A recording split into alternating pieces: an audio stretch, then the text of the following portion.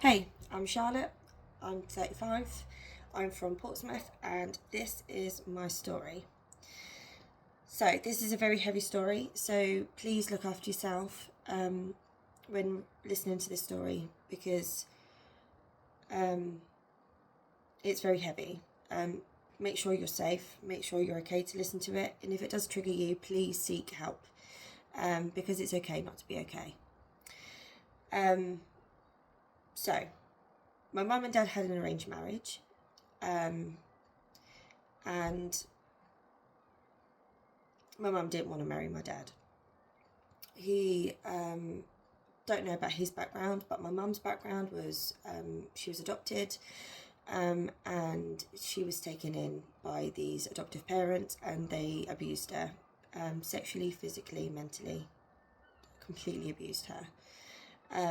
And I believe she did have a lot of mental health,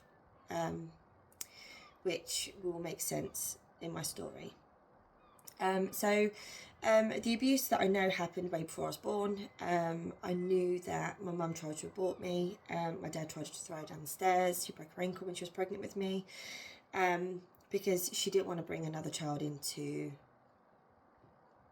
this family, as there was already sexual abuse happening. She was praying for me to be a boy, but obviously I'm a girl. And I'm glad she didn't. Because I wouldn't be here today and I wouldn't be able to help other people. So I was sexually abused by my dad, my brother, and my mum. And it started when I was around about 18 months old. I have some memories, but I don't have many. I can't exactly remember when the physical rape started. All I remember is just being really, really small. I believe I was in infant school for the first time. I remember it being triggering, if that makes sense. So we grew up in Portsmouth, and my dad used to send my mum out to find other men to sleep with them and to sell us off.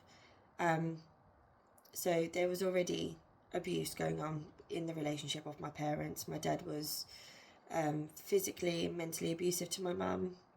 I don't know sexually. I don't know. But my mum confirmed before she passed that it started when around 18 months old, which coincides with what I remember. So there were times where my dad, so my mum and my dad divorced, but my dad still had a very much grip over my mum. So he used to live in a flat, and my mum used to live in a house in different sides of Portsmouth. And we used to go round to my dad's house, and he used to send everybody away, and then it'd be just me there. And then it would happen. So my dad used to force mum to do stuff to me, even to the extent of having a gun against her head. He used to own a revolver, and he used to threaten her with that, or he used to threaten other things if she didn't do what he asked. I completely forgive my mum. My mum was a very mentally abused, physically abused woman, and she just didn't have anything. She couldn't save herself, let alone us. So my dad was a very heavy man. He was about 25 stone, and I was only little. So it's really triggering, even now, when something's heavy on top of me, or if I get too claustrophobic, I get a bit panicky, and that's from the trauma from that. My brother, he was very abused himself. He lived in the flats with my dad, and he used to take me and another person to his bedroom, and he used to abuse us then. I think he was the worst, because I would scream in pain, and he was like really aggressive with us. Like, he'd like slap us and punch us, or put his hand over our mouth to shut us up. And so that happened from the age of 18 months till I was around 8, I think. And then I was taken into foster care, which did save my life, absolutely. But it was heartbreaking. So I disclosed to my sister what had happened, and to her and her best friend at the time. Well, she still is her best friend. And she, they rang the police, and I was taken away. I went through a clinic where they had to do like tests on me, and I was only little. I was only 8. And like, thinking of it now, like, I have children, and for my children to go through that is absolutely heartbreaking. And my family weren't very kept. Like, hygiene was poor. I had some friends who I met in later life said that I used to smell like rotten milk.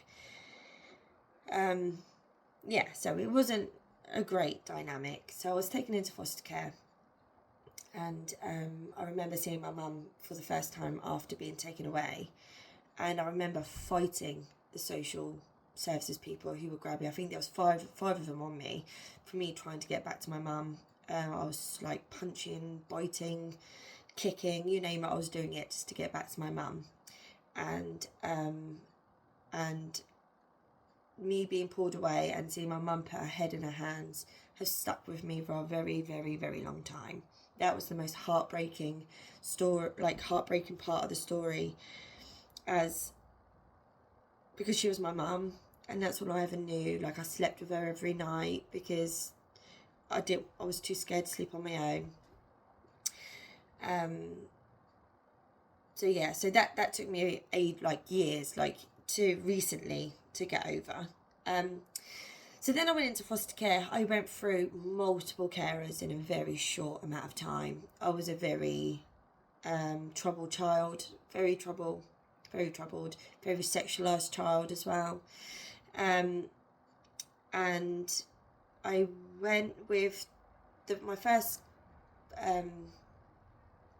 foster carers were absolutely lovely. They were an old couple, but I think I was a bit too much for them. I remember going to them, it was the day of the eclipse, and I think it was in 1999, I think the eclipse was. It was the day of the eclipse, and I just remember like being there and like angry, scared,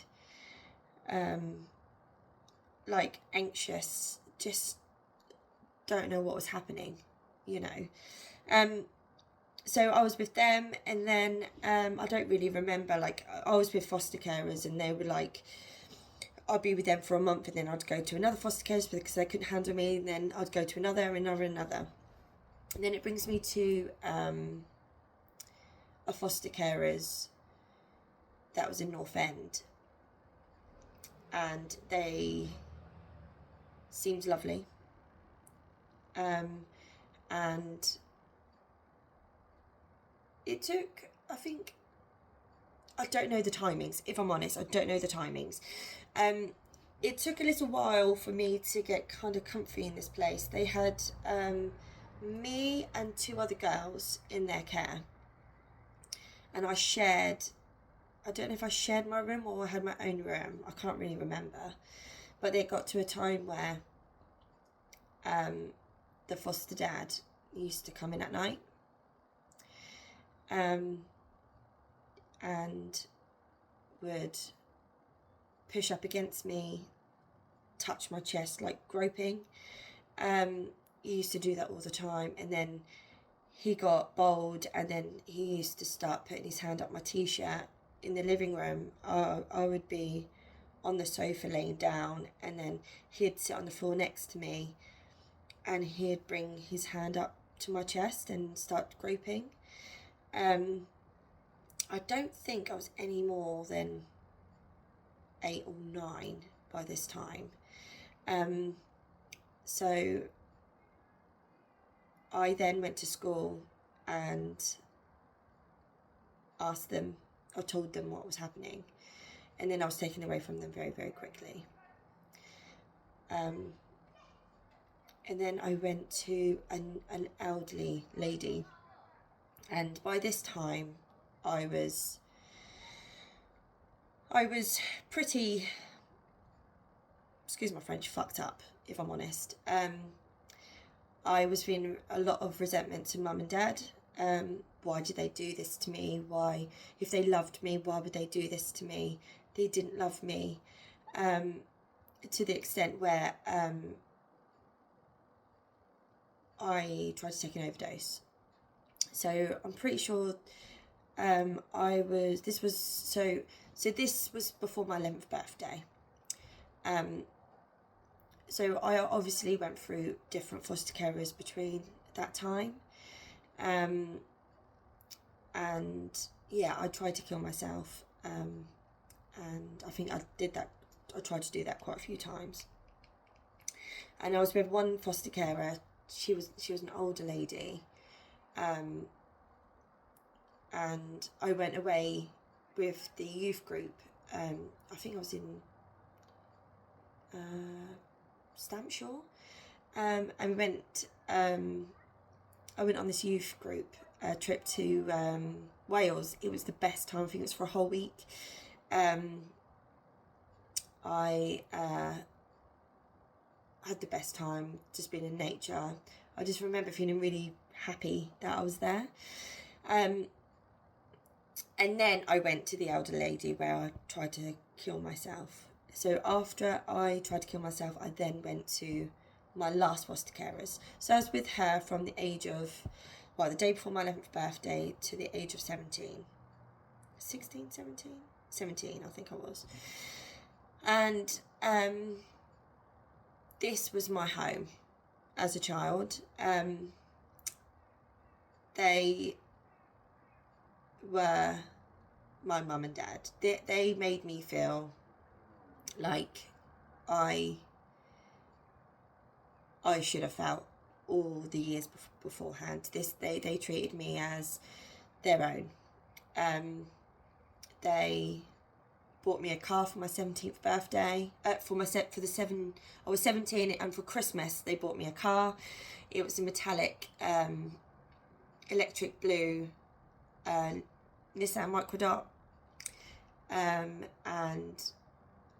I was with them. There was a young couple living next door, and the guy I used to have the little MP3 players, like iPod kind of things. He used to get music on there, or I'd buy borrow like a DVD or something. So I used to go around there an awful lot, and I don't really remember how it all started, but it became sexual. I was 15 at this point, and he was 30, and I think at that time I was feeling a bit lost in myself. I was 15, I was being a teenager, you know how it goes with school and stuff like that. And he used to buy me gifts, like a bracelet. He bought me a bracelet one day and gave it to me, and other things, he used to I'd be out with my friends and he used to meet me out, and we used to talk.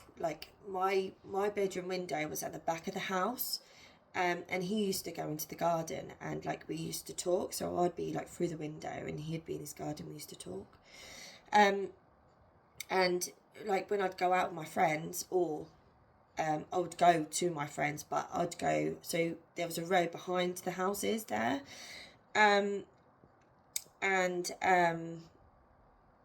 he had a garage, so like I used to go into his garage and we'd talk and other stuff. And then I spoke to my best friend at the time and told her what was going on. And it got to a point where I think my foster dad caught me talking to him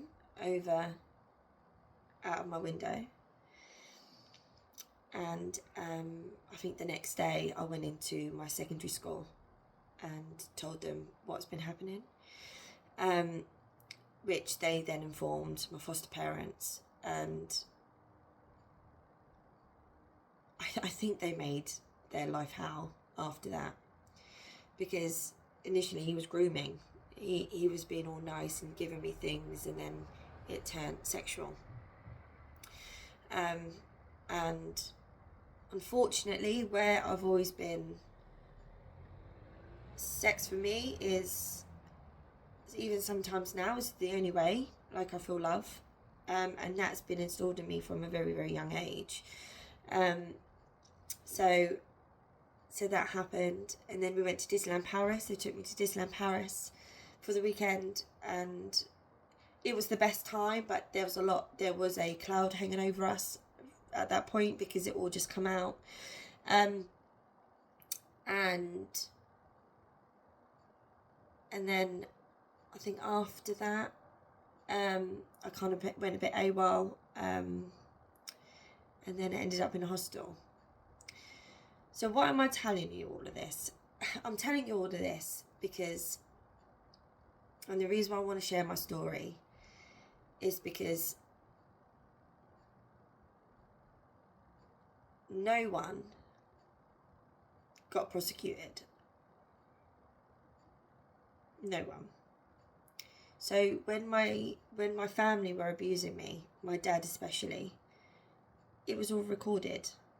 There was cameras hidden in the bedrooms. There was cameras everywhere. It was all recorded.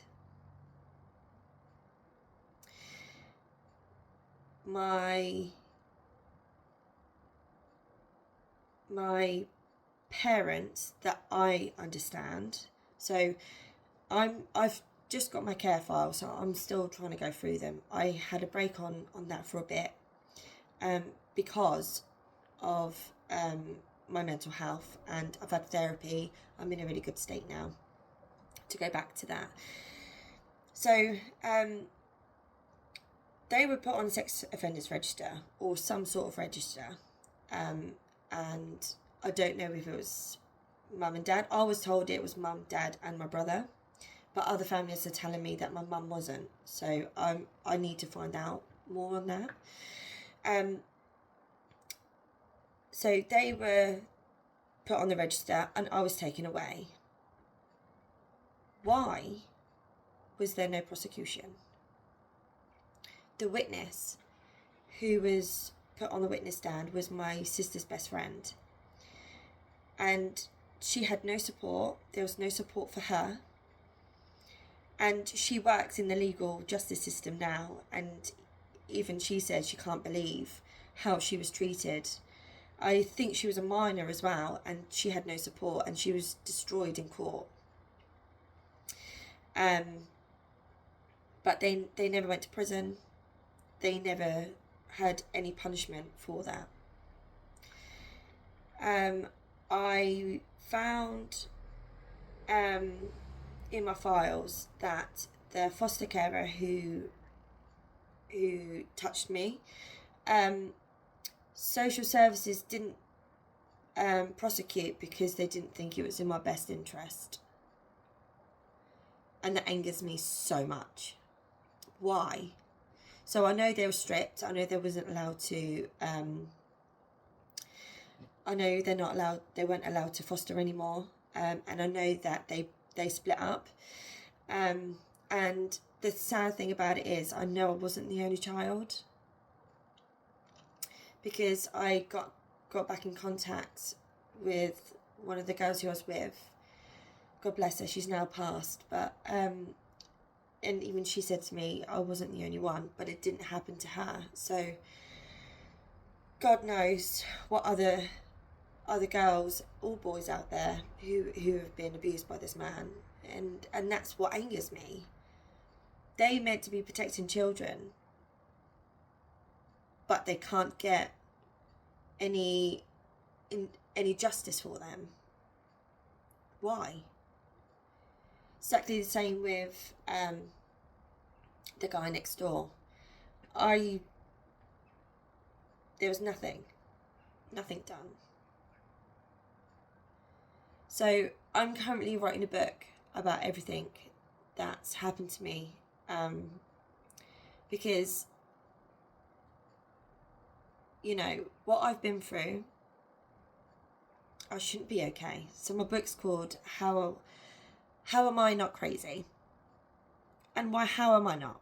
I've got a beautiful family, I'm married, we have a house, car, you know, I have a good life now. I've lived in a house where I've lived here for 10 years. I've never lived in one place for such a long time before.